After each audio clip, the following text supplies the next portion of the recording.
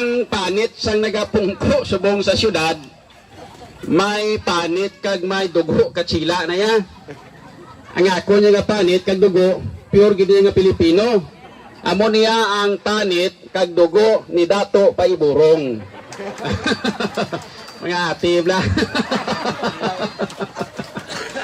Okay.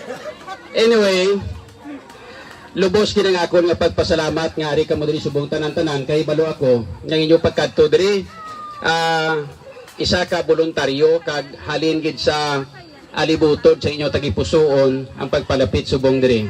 Agod nga mamati sa amon. Isa sa nga akon nga ginpasalamatan nga bisan nakahibalo ako nga wala kamo sang paabuton nga kwarta sa amon nga grupo, nagtipon gi kamo diri subong sa amon. So, ang akon subong nga i-plastar sa inyo, at least, i-plastar ko sa inyo ang akon plataforma kung anong plano naton para sa kayuhan sa aton nga syudad sa Iloilo. Una-una gid, humalin sang una nga may mga nagtulungko nga mga mayor sa syudad, ang ilang nga ginauna permi, amo lang ang tanan una-una gid nga ginaplastar na parte sa negosyo. Kag ang negosyo halos kalabanan nga naga-income within sa ila lang nga circle. Sa babaw lang tanan, kita aton iya nga mga pigado nga ari sa idalom daway gid katilaw. Hasta subong amo man gyapon aton pangabuhi. So subong liwaton ta. Ang aton subong una nga prioridad para sa syudad sa Iloilo amo ang kumplito nga trabaho para sa mga pumuluyo sa syudad sa Iloilo. Gusto ko nga ang tanan-tanan nga panimalay sa syudad, kada isa, bisan isa ng kabilog nga may nagatrabaho, at least may ginakuhaan sang income sa matag adlaw-adlaw nga tanan, hindi magutuman ang pamilya, kad hindi magutuman ang mga kabataan. Paano na ito linahimon? May programa kita para sa mga plain housewife. Botsilingon para sa mga iloy sa panimalay. Kay kahibalo ko nga ang tanan nga mga iloy, halos kalabanan, biling ginaya sa balay. So, kay ang mga iloy nga bilin niya sa balay, pirmi lang niya gahulat sa ila, pirmi nga bana, pag abot, gahulat pa niya singitan, ay sang bana, nga mong ibakal sang bugas kag sudan para lutuon. Pero kung ang mga ginikanan, ilapin na mga iloy sa punoyan, may ara pa sila ginakuha yung income, may income sila kadadawad-law, hindi na magsalig sa bana. Magkasupot gid ang kada pamilya sang ilang nga income para sa iban na kinahanglanon, magluwas sa pagkaon. May inugbakal kita sang para sa bulong sa mga bata, may inugbakal kita sang para sa bisnis sa kabataan, mangin masustansya kag manamit ang pagkaon sa aton nga mga kabataan kung ang iloy kag ang amay nagabuligay sa pagtrabaho kag may income sila kada isa. Paano naton himon? Number 1. Unahon naton ang parte sa edukasyon. Sa edukasyon nga ini may dala na din nga trabaho. Ano ang aton nga pamaagi? Ang mga kabataan halin sa elementary pakadto sa high school hasta sa halin gali sa kinder baliskad. Halin sa kinder pakadto sa elementary pakadto sa high school. Pagkuhan nato sa budget magluwas sa programa sa Department of Education, ang syudad sa Iloilo mapagwa sa budget para sa libre nga tanan-tanan nga halin sa uniform, sapatos, hasta sa mga school supplies, ilibre ina tanan-tanan naton para sa mga kabataan halin sa kinder, elementary, kaysa aton nga high school. So wala na kita problema sa kung ano nga mga kinanglanon nga mga school supplies sa mga kabataan, kay libre na lang. Mabakal lang aton syudad sang school bus, kay hindi manigar ang matabo sini, hindi manigar ni nga ang face to face bala nga pag-eskwela ara na mabalik na ni kay matama rin talapit sa herd immunity. Kita mo daw halos tanan subong gagwa na kalagaw-lagaw na subong, no? So magluwas sila sa libreng tanan nga school supplies kag uniforms, plus ang libreng school bus, imbis nga bakal naton sa mga salakyan para sa mga councilors naton, nga ang ibang mga kunsal, gani mga kawatan man kuryente, man pulos. Nga gintolerate man ka mayor nila, kaya rehome lang sila nga di ko na paghihambal. Daw kauluya may hambal tayo nga kawatan man, no? So hindi tagi paghihambal, anay nga kawatan man sila, no? Kaya kaluya man, no? Nambal ko na?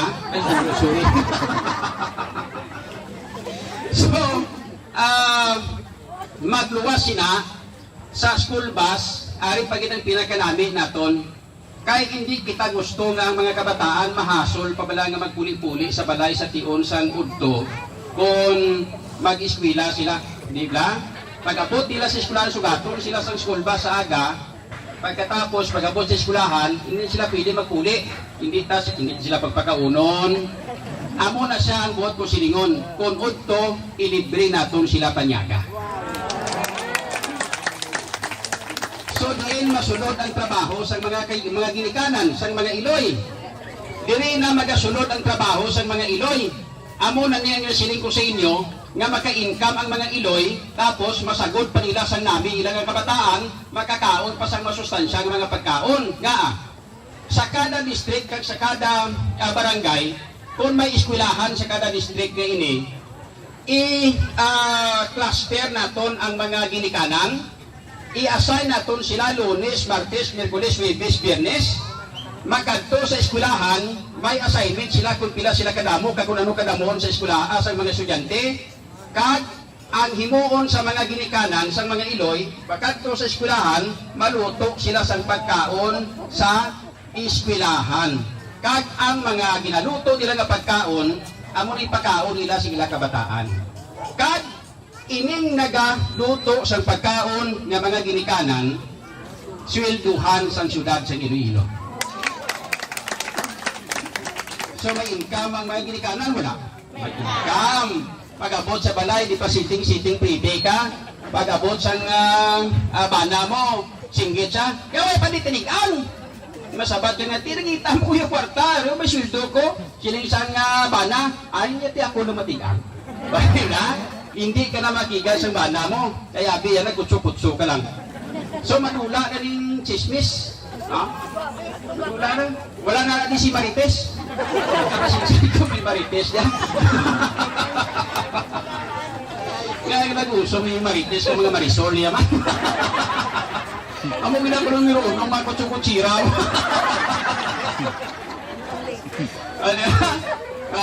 So, magluwas sina. Isa sa mga solusyon naton para magbinuligay ang mga ginikanan o ang mga mag-amay o mag-iloy. Hasta ila sini nga mga kabataan makakaon sa namit ng mga sustansya ng mga pagkaon, maalam ang mga bata basta namit ng mga sustansya ng pagkaon, mga kinakaon na kunudto.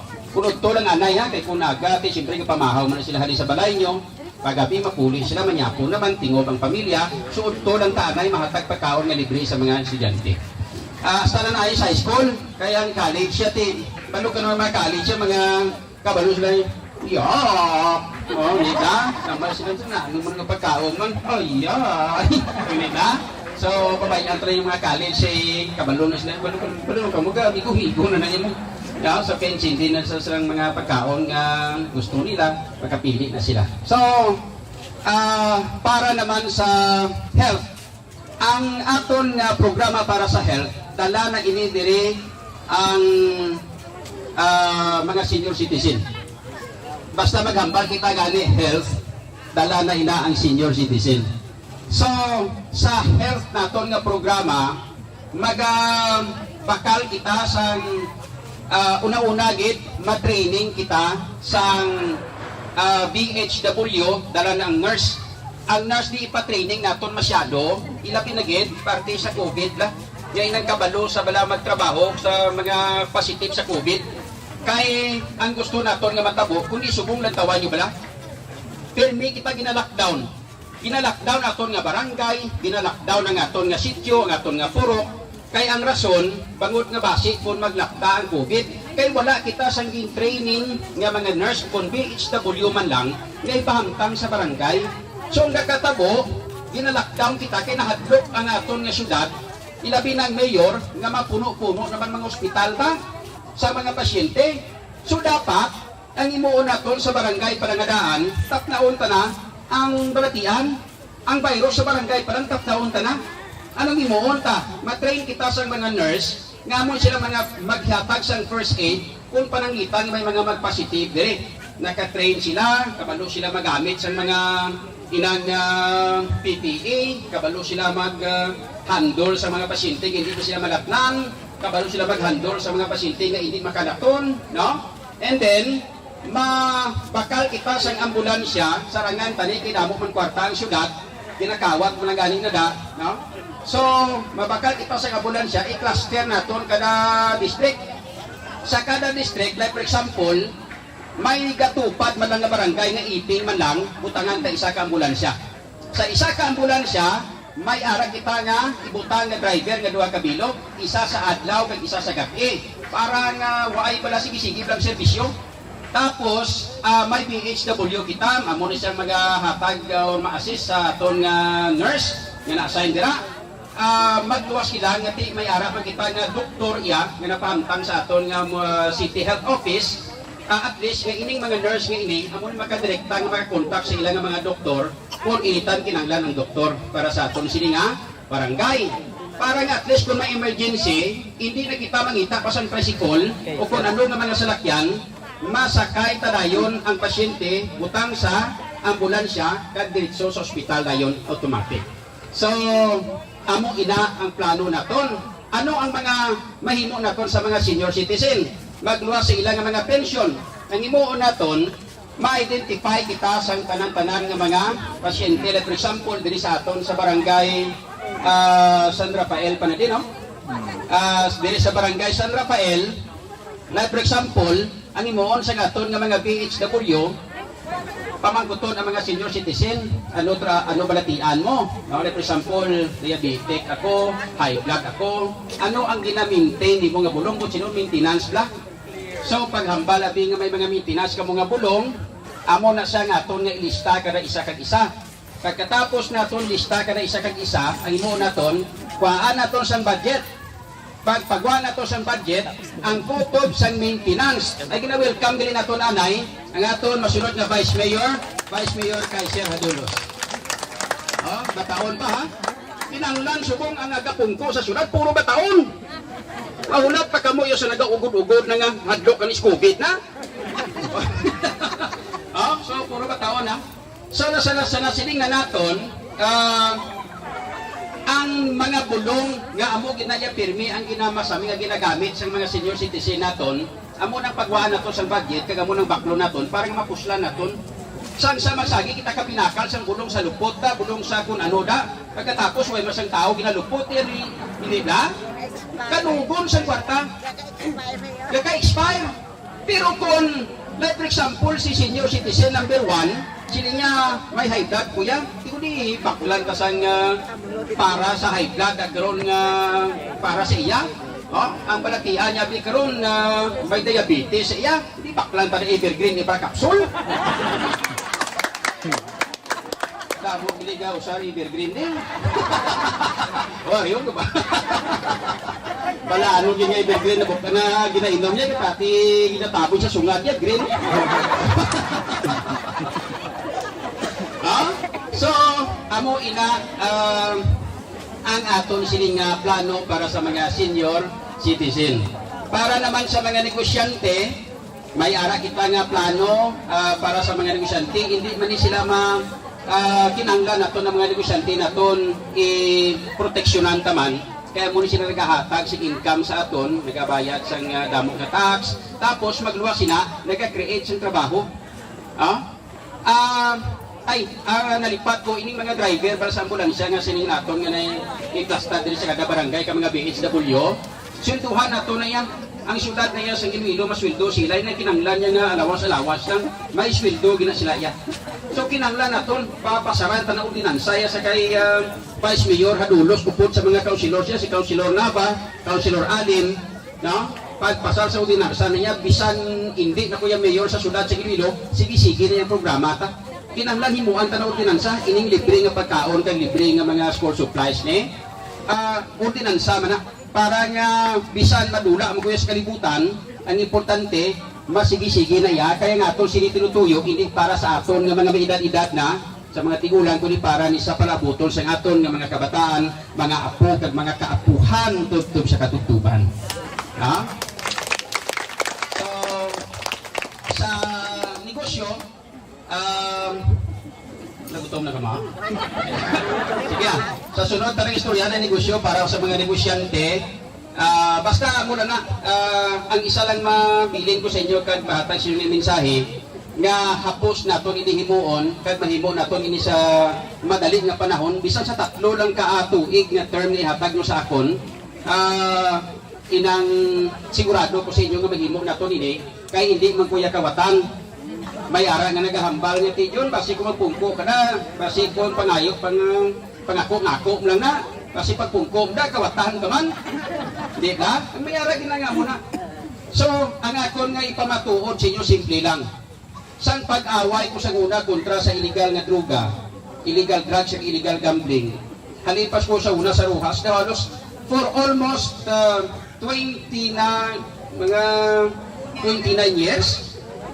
Sa sunod sang 29 anyos ko pagtrabaho bilang membro sa media, abi nyo kung ano ang pinaka numero 1 nga tentasyon, nga malapit sa tentasyon, ang trabaho sa media. Tentasyon number 1 sa kwartagit, damo-damo offer. San pag kontra naton kontra sa illegal drugs, sus dihamak nga offer sa akon sa mga drugista, may 10 million nga gina-offer plus salakyan plus bodyguard plus tanan-tanan, hindi ko lang pagbakulo ng illegal drugs. So ginbaliwala naton ini, so amo nang premyo ko ginsaka ko sa istasyon kay Patyon. Pasalamat lang ko nga way man ko mapatay, basta subong buhi pa man ko. Kag may posibilidad gusto man sang mahal na Ginoo nga mabuhi pa ako kay mamayor pa ko sa syudad sa Iloilo. So, amo na ang ipamatuod ko sa inyo nga natindugan ko na niya na hindi mabakal ang akong prinsipyo, hindi mabakal ang akong dignidad. Madamo din nga salamat kag may hapon sa inyo kanila.